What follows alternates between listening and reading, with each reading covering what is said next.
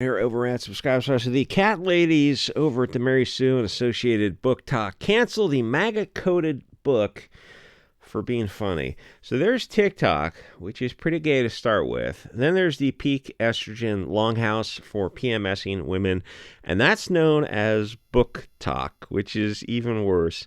It is a collection of angry women starved for attention whose whole reason for existence is to read the books that other left-wing, mostly women, wrote.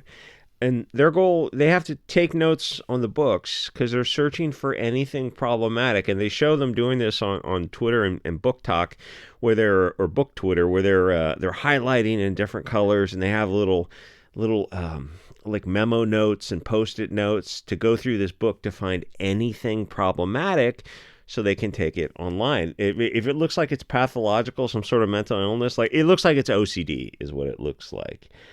Probably because it is. So they can take it online and virtue signal over it.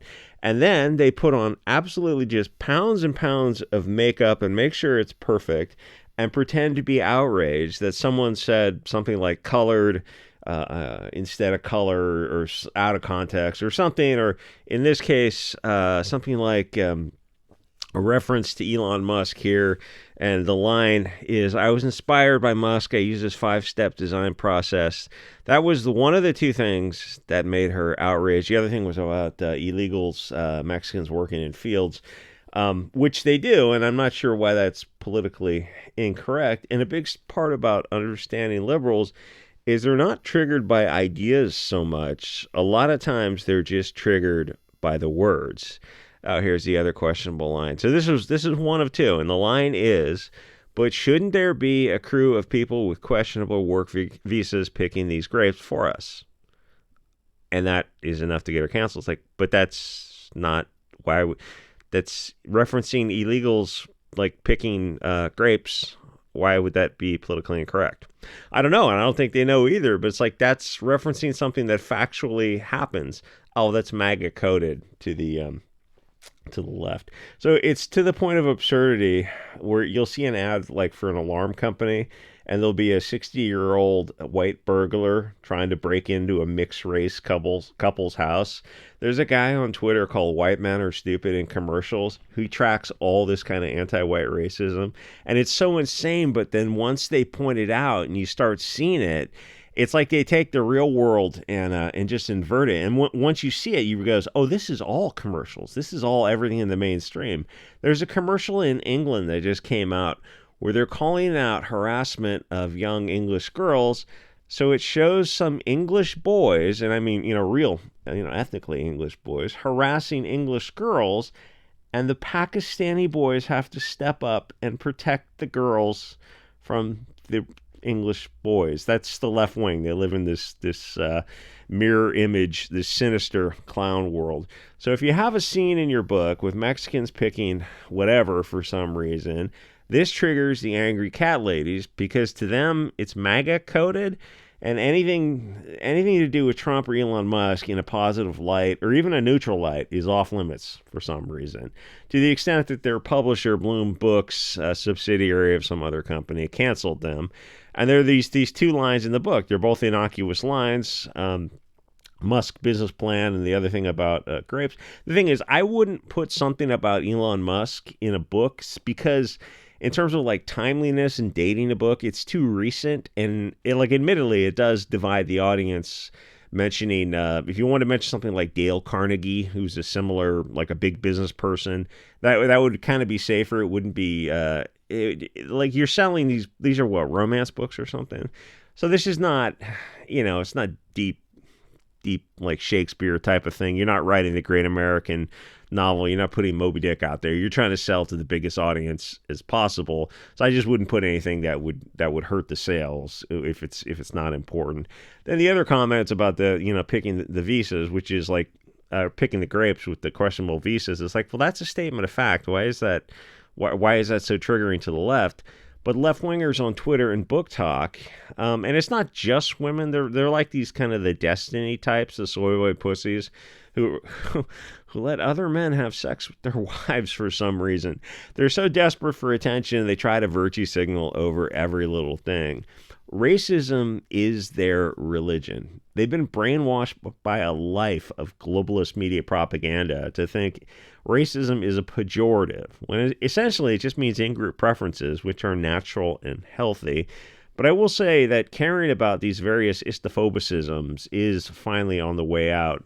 Their tweets are in this echo chamber, and they just don't get the interaction they used to. There's some, if you click these links, these Twitter chicks are trying to virtue signal, but they're just not getting as much attention. This is kind of like 2015 energy, where even other women in the Twitter book clubs are just telling these whiny women, you just don't have to read the books, which they won't, but they still have to virtue signal and try to cancel the author for wrongthink, for these 2 comments. Like, these are the only 2 comments, and this is enough.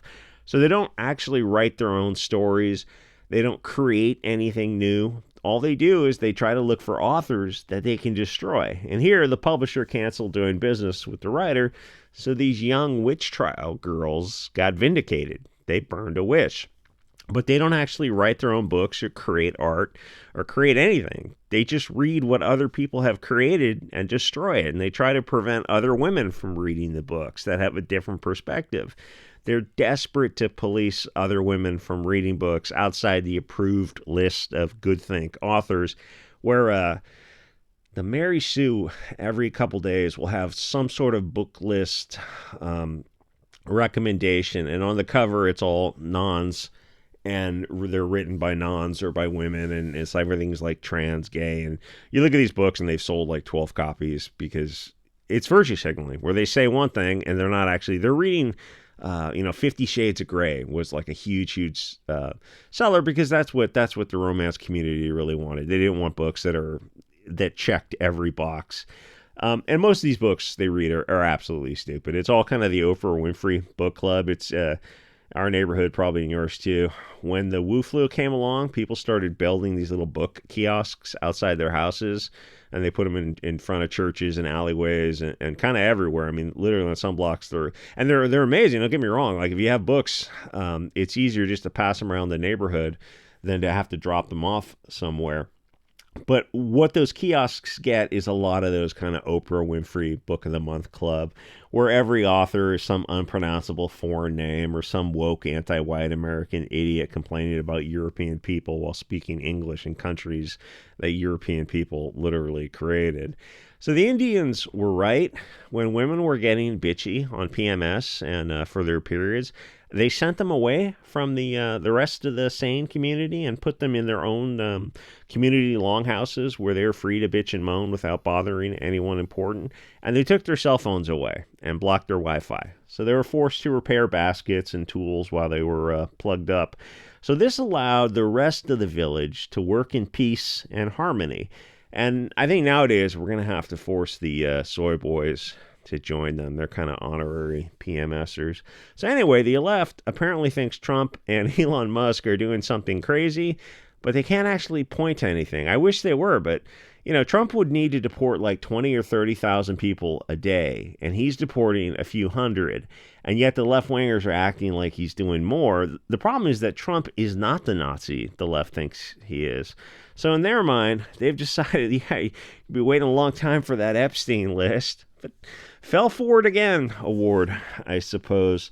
Bondi is supposed to like release that Epstein list. So instead, she's having a task force to fight anti-Semitism on college campuses. You go, but that's isn't that kind of like a state of mind? We really like you to focus on the Epstein list. Like, nope, we're not gonna. Now we're gonna have to redact a lot for national security. Or you don't. You could just publish it and let the chips fall where they may. No, we're not going to do that. We have to protect the very important people who were blackmailed by Mossad.